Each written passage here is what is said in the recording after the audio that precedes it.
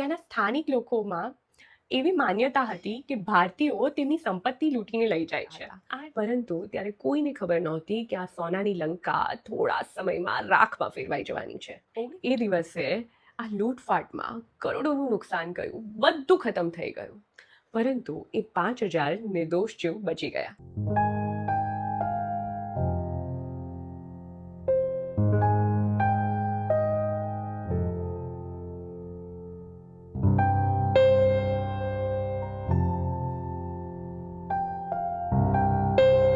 1930નો દાયકો.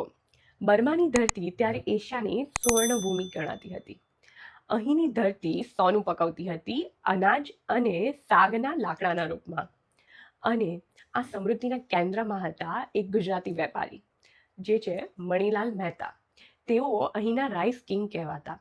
સેંકડો એકરમાં તેમના ચોખાના ખેતરો હતા અને ધમધમતી રાઈસ મિલોના તેઓ માલિક હતા. પરંતુ સિક્કાની બીજી બાજુ ખૂબ તંગ હતી. બર્મામાં ભારતીયોની સ્થિતિ ખૂબ વિચિત્ર હતી. અંગ્રેજ સરકાર ભારતીયોને ખૂબ પસંદ કરતી હતી, કારણ કે તેઓ વહીવટ અને વ્યાપારમાં ખૂબ કુશળ હતા.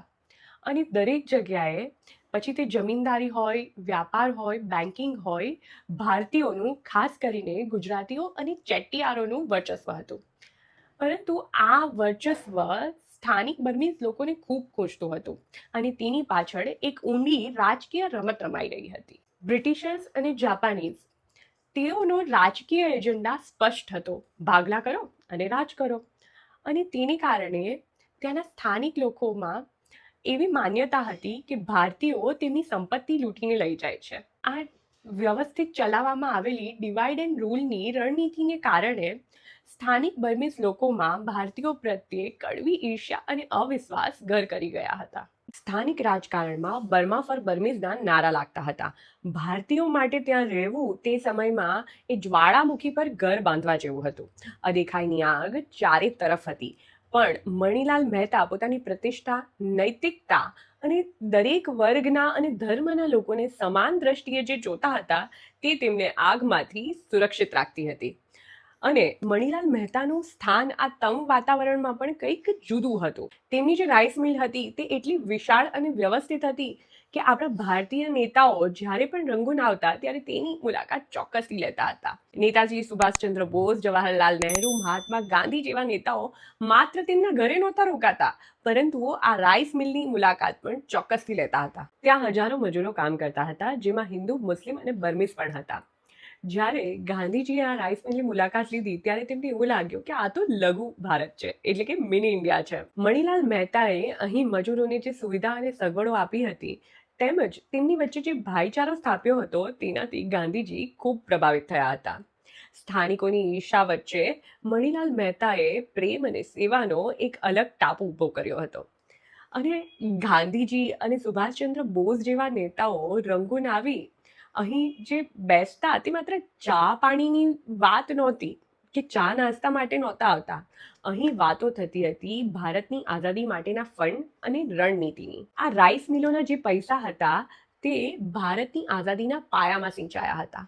પરંતુ ત્યારે કોઈને ખબર નહોતી કે આ સોનાની લંકા થોડા સમયમાં રાખમાં ફેરવાઈ જવાની છે. 1942નો માર્ચ મહિનો. જાપાનની સેના રંગૂન પહોંચી ગઈ હતી અને બ્રિટિશ સરકારે લગભગ પોતાનો પરાજય સ્વીકાર કરી લીધો હતો. અને એ વખતે તેમણે એક ભયાનક આદેશ આપ્યો: જે કંઈ પણ પાછળ છૂટે તેને સળગાવી દો. આ જે આદેશ હતો તે દુશ્મનોના હાથમાં અનાજ કે લાકડું પણ ના આવે તેના માટે હતો. પરંતુ આ આદેશ મણીલાલ મહેતા માટે વજ્રઘાત સમો હતો. પોતાના હાથે ઊભું કરેલું સામ્રાજ્ય, પોતાની આટલા વર્ષોની મહેનત, શું આમ જ સળગાવી દેવી? પરંતુ મણીલાલ મહેતા કોઈ નિર્ણય લે એ પહેલા એક બીજી જ મુસીબત આવી પડી. સરકારે પીછેહટ કરતા કાયદો અને વ્યવસ્થા પડી ભાંગ્યા. એટલે હજારો હિંસક લોકોનું ટોળું લૂંટફાટ કરવા માટે તૈયાર થઈ ગયું. ત્યારે મણીલાલ મહેતાની ઠીટાન રાઈસ મિલમાં કેટલાય હિન્દુ મુસ્લિમ પરિવારોએ આશ્રય લીધો હતો. અને આ ટોળું એ દરવાજા પર આ મિલને લૂંટવા માટે તૈયાર ઊભું હતું. ત્યારે મણીલાલ મહેતા અને વજુભાઈએ એક ઐતિહાસિક નિર્ણય લીધો. તેમણે વિચાર્યું કે જો આપણે આ મિલ સળગાવવા કે બચાવવા જઈશું તો હિંસા થશે અને તેમાં આ નિર્દોષ મજૂરો માર્યા જશે. અને તેમણે આ રાઈસ મિલના દરવાજા ખોલી નાખ્યા. તેમણે પોતાની સંપત્તિને જ ઢાલ બનાવી દીધી. તેમણે આ હિંસક ટોળાને લૂંટફાટ કરવા માટેનો માર્ગ મોકળો કરી આપ્યો. અને જ્યારે તેઓ આ ચોખા અને મિલકતની લૂંટ ચલાવતા હતા ત્યારે તેમણે પાછલા બારણે આશરે 5,000 જેટલા પરિવારોને સુરક્ષિત રીતે બહાર કાઢ્યા. એ દિવસે આ લૂંટફાટમાં કરોડોનું નુકસાન ગયું, બધું ખતમ થઈ ગયું, પરંતુ એ 5,000 નિર્દોષ જીવ બચી ગયા. મણીલાલ મહેતાએ જાત બરબાદ કરીને પણ ઇન્સાનિયતને આબાદ રાખી. 6 માર્ચ 1942ની એ અંધારી કાળી રાત્રે મણીલાલ મહેતા, તેમના પત્ની શારદા અમ્મા અને તેમના ભાઈ વજુભાઈએ રંગૂનનું પોતાનું એ આલિશાન ઘર અને રાઈસ મિલ કાયમ માટે છોડી દીધા. એક રાજા જેવો માણસ હવે નિરાશ્રિત હતો. ત્યાંથી તે અંધારી રાત્રે પ્યાપોન તરફ ભાગ્યા. આ એક સંપત્તિની લૂંટ નહોતી, પરંતુ એક યુગનો અંત હતો. 1949માં મણીલાલ મહેતાએ પરિવારના ભવિષ્ય માટે ભારત પરત આવવાનું નક્કી કર્યું અને તેમના ભાઈ વજુભાઈએ ત્યાં જ રહેવાનું નક્કી કર્યું, બર્મામાં જ. મણીલાલ મહેતા ફરીથી શૂન્યમાંથી સર્જન કરવા માંગતા હતા અને વજુભાઈ મહેતાએ વિચાર્યું કે જે દેશ, જે લોકોએ આપણને આટલો પ્રેમ આપ્યો છે, ત્યાં જ રહીને તે લોકોની સેવા કરવી. અને વજુભાઈએ પોતાનું આખું જીવન આ લોકસેવા અને માનવતાના કાર્યોમાં ખપાવી દીધો. અને આ વાતનું એક આપણી પાસે જીવંત પુરાવો છે. જ્યારે આ વજુભાઈનું અવસાન થયું ત્યારે મ્યાનમાર સરકારના એક ઉચ્ચ અધિકારીએ મણીલાલ મહેતાના પુત્ર નિરંજનભાઈને, એટલે કે આ વજુભાઈના ભત્રીજાને, એક શોક સંદેશ અને પ્રશસ્તિ લખતો પત્ર લખ્યો હતો. અને આ પત્રમાં તેમણે લખ્યું હતું કે વજુભાઈનું જીવન અને તેમનો જીવન સંદેશ, એટલે કે લાઈફ મેસેજ, કેટલો પ્રેરણાદાયી હતો. તો તમે વિચારો, આ વજુભાઈ એ માત્ર સંપત્તિ નહોતા કમાયા, પરંતુ તેમણે લોકોનો પ્રેમ અને આદર કમાયા હતા. 2 ભાઈઓ જે મહેતા અને કામદાર પરિવારમાંથી હતા, બંને પોતપોતાની રીતે પરિવારનું નામ રોશન કર્યું. એકે ભારતમાં રહીને વારસો સાચવ્યો અને બીજાએ વિદેશમાં માનવતાની મહેક ફેલાવી. 1949માં મણીલાલભાઈ મહેતા જ્યારે ભારત પરત આવ્યા ત્યારે પરિસ્થિતિ તદ્દન અલગ હતી. એક સમયના બર્માના રાઈસ કિંગ, જે સમૃદ્ધ અને સંપન્ન હતા, તે રાજકોટમાં સામાન્ય ભાડાના ઘરમાં રહેવા લાગ્યા હતા. પરિવાર પાસે પૈસા નહોતા, બેંક બેલેન્સ શૂન્ય હતું, પરંતુ આંખોમાં એક ચમક હતી. આ સમયે તેમણે ભૂતકાળમાં કરેલા બલિદાનનું એક મીઠું ફળ મળ્યું. શારદાબા અને મણીલાલભાઈ મહેતાના લગ્ન ખૂબ સાદગીથી ગાંધીજીના કહેવાથી કરવામાં આવ્યા હતા અને તે સમયના રિવાજ મુજબ કોઈ પણ જાતનો કર્યાવર તેમને આપવામાં નહોતો આવ્યો. પરંતુ આ શારદાબાના પિતા ગોવિંદજીભાઈએ પોતાની દીકરીના નામે એક રકમ અલગથી મૂકી રાખી હતી. કુદરતની કરામત જુઓ, બર્મામાંથી ખાલી હાથે આવેલા આ પરિવારને મુશ્કેલીના સમયમાં એ જૂની રકમ જ કામ લાગી અને એ મૂડીથી મણીલાલભાઈએ કામ કરવાનું શરૂ કર્યું. આ માત્ર પૈસા નહોતા, એક પિતાના આશીર્વાદ હતા.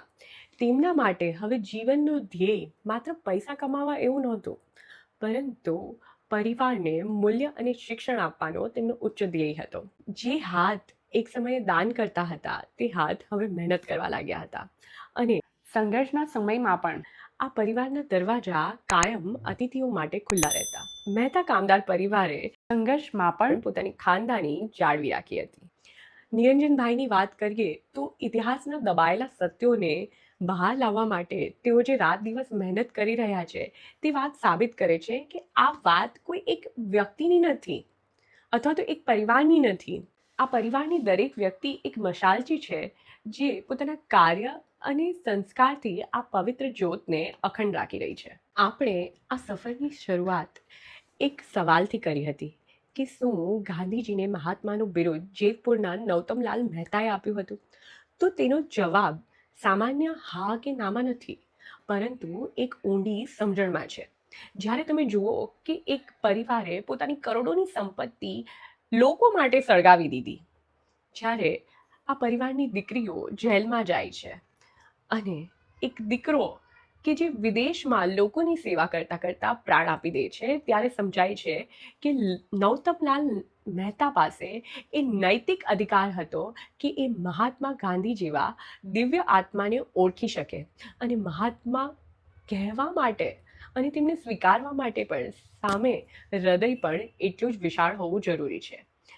આ જેતપુરનું માનપત્ર એ માત્ર કાગળનો દસ્તાવેજ નથી, પરંતુ બે મહાન વ્યક્તિઓના મિલનનો દસ્તાવેજ છે. આજે નિરંજનભાઈ મહેતાએ સંશોધન કરીને એ સાબિત કરી આપ્યું છે કે ગાંધીજીને મહાત્માનું જે બિરુદ આપવામાં આવ્યું હતું તેનો ઉદ્ભવ આ પરિવારના આંગણેથી જ થયો હતો. તો આ 18 પેઢીઓના ઇતિહાસનો સાર શું છે, અર્ક શું છે? તો વાત એ છે કે ગોપાલજીભાઈથી લઈને નિરંજનભાઈ સુધી એક વાત કોમન છે, અને તે છે સ્વ કરતા સમષ્ટિનો હિત. જ્યારે ગોપાલજીભાઈએ અંગ્રેજોને બોલાવ્યા ત્યારે હેતુ પ્રજાના રક્ષણનો હતો. જ્યારે મણિલાલભાઈએ પોતાની મિલો લૂંટાવા દીધી ત્યારે હેતુ મજૂરોના રક્ષણનો હતો. અને જ્યારે વજુભાઈ બર્મામાં રોકાઈ ગયા ત્યારે માનવતાના રક્ષણનો હેતુ હતો. સમય બદલાયા, સંજોગો બદલાયા, પરંતુ આ પરિવારનો સેવા ધર્મ અકબંધ રહ્યો છે. સંપત્તિ તો ઘણા લોકો પાસે હોય છે, પરંતુ આ સંપત્તિને ઠુકરાવીને સિદ્ધાંતોને વળગી રહેવાની તાકાત ઘણા ઓછા લોકો પાસે હોય છે. મહેતા કામદાર પરિવાર પાસે આ તાકાત હતી, અને એ જ કારણે તેઓ જ્યારે મહેલોમાં રહ્યા ત્યારે પણ અને સામાન્ય ભાડાના ઘરમાં રહ્યા ત્યારે પણ માથું ઊંચું રાખીને ગર્વભેર જીવી શક્યા. આ ડોક્યુમેન્ટરી એ માત્ર આ એક પરિવારની વાર્તા નથી, પરંતુ ભારતના એવા અનામી નાયકોની વાત છે કે જેમના લોહી અને પરસેવાથી આઝાદીના પાયા ચણાયા છે.